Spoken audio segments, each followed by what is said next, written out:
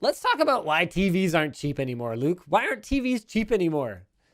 Because ain't nobody got no chips. Ain't nobody got chips. What are you talking about? Ain't nobody got chips for that? All right, so all the extra screen usage due to COVID and semiconductor supply crunch that is causing more price spikes in gadgets. TVs are next on the list. We've seen everything. Vehicles. There was an article I read recently about some company having a really hard time. I think it was Tesla. They have like 30,000 cars parked right now or something that they can't deliver to customers because there's one small part that's missing. They're all parked like outside and stuff because they're nearly completed, Wow. and the task can be completed by the service team. So it's not like they have to like rebuild the car or anything, but there's like a small component that they're missing, and they just can't get the chips for it, which is actually bonkers. That's But yeah, rough. now it has spread to the TV department of things. The price of larger TV models has shot up around 30% compared to last summer. Again, probably a mixture of a lot more people buying TVs and also the chip shortage. The jump is a direct result of, chip crisis. Of course, it's not just TV makers that are feeling the squeeze. ASUS said during quarterly earnings call that a shortage of components would mean price hikes further upstream. RIP. Display-bound integrated circuits pose specific challenges since the circuits are typically made at chip factories. Oh, yikes! That are several generations behind the cutting edge. Yeah, well, Chip that makes makers, sense. yeah, it does. It just, yeah. Chip makers are focused on building more advanced fabrication plants that yield more valuable components, leaving little incentive to invest in capacity at older fabs, I which makes mean, sense. Like, you yeah. don't want to get rid of those old fabs. They were massive investments, and you can still make a lot of money off of them. But if you're going to build a new one, you're going to tool it for new stuff. Yep. And You want more lifespan. there's no reason that a TV has to have a 7 nanometer No. processor in it that has like literally, an $80 cost or whatever, when realistically the processing that you're doing in the TV can be done on something that costs $4. I mean, if there's anything TV manufacturers have shown over the years, it's that they will shamelessly save $1 if it helps bring down the cost of their TV even $1.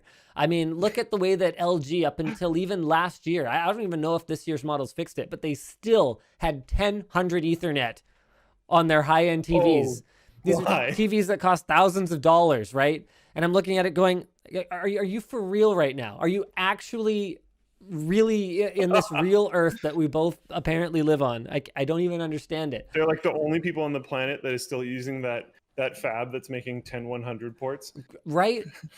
I mean, to be clear, there's lots of industrial products that I guess, could just really don't need gigabit Ethernet. But come on, the TV does, especially if you run the run your Plex app on the built-in, whether it's on WebOS or whether it's on Tizen or whatever. If you run the Plex app that's specific to your TV, it actually can need that bandwidth. There's Blu-ray rips that easily exceed 100 megabit. In related news, Sony told analysts that this week the PlayStation 5 would remain in short supply due to the chip crunch all the way through 2022. Some components have seen prices jump orders of magnitude. VRMs that normally cost 50 cents have been selling for as much as $70. Wow. Holy. At the consumer level, products that require display integrated circuits are feeling the impact first and hardest because of the factory limitations. Right. Even though the U.S. government has proposed a $50 billion stimulus for the U.S. chip industry in an effort, this isn't going to fix it. It's not going to do anything immediately. No.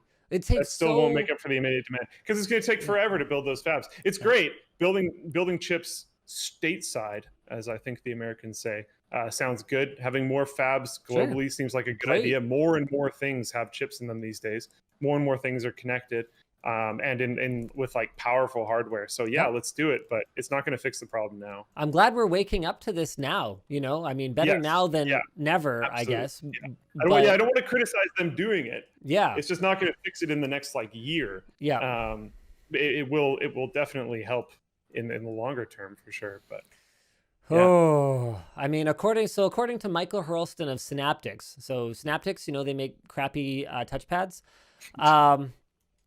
It's just simple oh, they probably make good ones too. It's just their reputation. The only time I ever see their branding. That's the thing. When you're an OEM Raises concern. and Yeah. the only time a consumer ever sees your branding is on like a low end crappy product that you supply, that's bad. You gotta not do that. You're better off that no one knows who you are Just at don't all. show the branding ever. Yeah. Yeah, Yeah. you'd be way better off with that. Anyway, so they're the circuit maker responsible for ICs and many touchscreens and trackpads.